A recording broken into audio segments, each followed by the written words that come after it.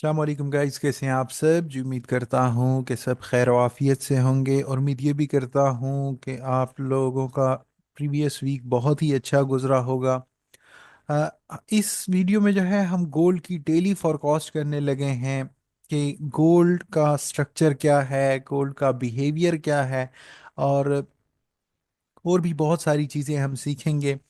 तो डायरेक्ट चलते हैं अपनी फोरकास्ट पर। सबसे पहले डेली टाइम फ्रेम पे चलते हैं। कुछ चीज़ें मैं आप लोगों को दिखाऊं और समझाऊं। सबसे पहले हमने जो है ना डेली टाइम फ्रेम पर आकर जस्ट कैंडल्स को ही देखना है। ये दो कैंडल्स बहुत ही अच्छी क्लोज हुई हैं बाय में, और उम्मीद ये है कि ये इस रेजिस्टेंस के एरिया और इस रेजिस्टेंस के एरिया तक आ सकता है। तो हम मज़ीद इसे जो है एनालाइज करते हैं, सारी चीज़ें समझते हैं। ये हमारे कुछ लेवल्स हैं। नीचे टाइम फ्रेम में चलते हैं, H4 टाइम फ्रेम पर हम आते हैं। यहाँ हम देखते हैं तो ये सारा जो है ना स्ट्रक्चर है। ये ऊपर वाले दो हमारे सेलिंग एरियाज हैं, ये नीचे वाले दो हमारे जो है ना बाइंग के एरियाज हैं। और अभी जो है ना करंटली आपने जब भी देखे ना, जब भी स्ट्रक्चर या कुछ देखना है तो आपने करंट सारी चीज़ें देखनी है। अभी इधर पीछे जाएंगे ना तो बहुत ही मतलब देखने के लिए ठीक है, पर ज़्यादा आप पीछे जाएंगे ना तो कंफ्यूज होंगे, कुछ समझ नहीं आएगी। तो यहाँ करंट स्ट्रक्चर जो है ना अभी रिसेंटली इस हाई को इसने ब्रेक किया है, जिसके बाद यही है कि स्ट्रक्चर अभी बाय में शिफ्ट हो गया है। ये हमारा लो हाई, ये हायर लो, अगेन इसने हायर हाई बनाया है। एक हायर लो बनाने आएगा तब हमने अपनी एंट्रीज जो है ना यहाँ पुट करनी है। और कुछ इंपॉर्टेंट चीज़ें कि जब भी जो है ना न्यू ईयर वगैरह जब भी आता है ना तो गोल्ड बाय जाता है। जब भी इस तरह से, क्योंकि न्यू ईयर में बहुत सारे इवेंट्स वगैरह तो सब जो है ना गोल्ड को बाय ही कर रहे होते हैं, तो इस वजह से ना ये इतनी सारी बाइंग आई है और आती रहेगी आगे की आगे भी ये। और अभी रीसेंट अगर ये वाली बाइंग हम देखें ना छोटे टाइम फ्रेम पर जाकर, तो यहाँ ऐसा लग रहा है कि किसी अच्छे खासे इंस्टीट्यूट ने यहाँ बाइंग की है। वो भी मैं आप लोगों को समझाता हूँ कि वो किस तरह से पता लगता है। और यहाँ से जो है ना एक, हमने अभी जो है ना अभी आपने सिर्फ बाय का ही सोचना है, क्योंकि मोस्टली वो पैसा वगैरह बनता है ना ट्रेडिंग में, वो होल्डिंग में इन सारी चीज़ों में ज़्यादा बनता है। आपने ट्रेड लेनी है, डायरेक्शन देखनी है और होल्ड करना है। तो अभी ये होल्डिंग वाली कुछ ट्रेड्स जो है ना कुछ मिल रही हैं, तो मैंने कहा आप लोगों के साथ भी शेयर कर दूं। वैसे तो जो स्टूडेंट्स हैं मेरे, जिन्होंने जो है ना क्लासेस वगैरह ली हुई हैं, उन्हें पता है कि हमारा जो मेन बाइंग का एरिया है ना वो ये वाला होता है। इनके जो हाई उसने ब्रेक किया होता है ना उसके नीचे का एरिया। और अभी करंट में अगर हम देखें ना तो यहाँ भी एक ये वाला एक एरिया है, यहाँ पर फेयर वैल्यू गैप ये भी काम करेगा। और इससे पहले हम छोटे टाइम फ्रेम में जाते हैं कि ये जो बाइंग आ रही है ना, ये कोई इंस्टीट्यूशंस ये बाइंग कर रहे हैं। ये वाली जो बाइंग आ रही है ना, ये एक जो है ना स्ट्रांग मूव आता है, उसके बाद जो है ना एक रेंज बनती है और उन्हीं का लो स्वीप होके अगेन हाई, अगेन एक रेंज बनी, फिर इसी का लो स्वीप हुआ अगेन हाई।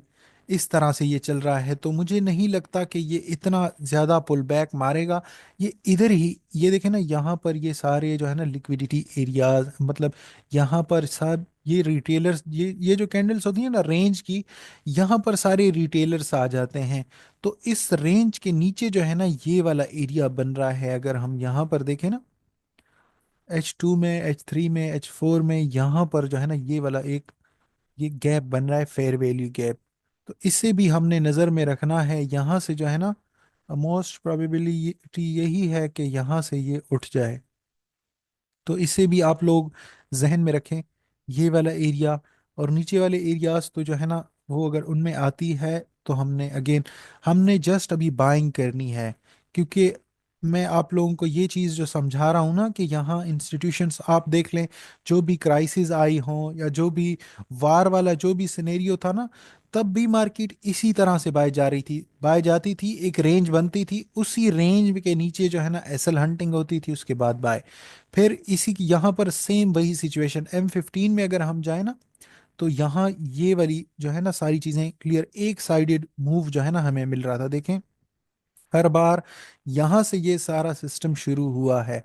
देखें, एक मूव आया, उससे पहले यहाँ भी एसएल हंटिंग हुई, मूव आया, रेंज में चली गई, इन्हीं के सारे लोज यहाँ पर इसने क्या दिखाया, ब्रेकआउट दिखाया नीचे का, उसके बाद अंदर क्लोजिंग बाय, यहाँ पर रेंज बनी, यहाँ पर ये, यहाँ पर सारे एसएल हंट हुए बाय।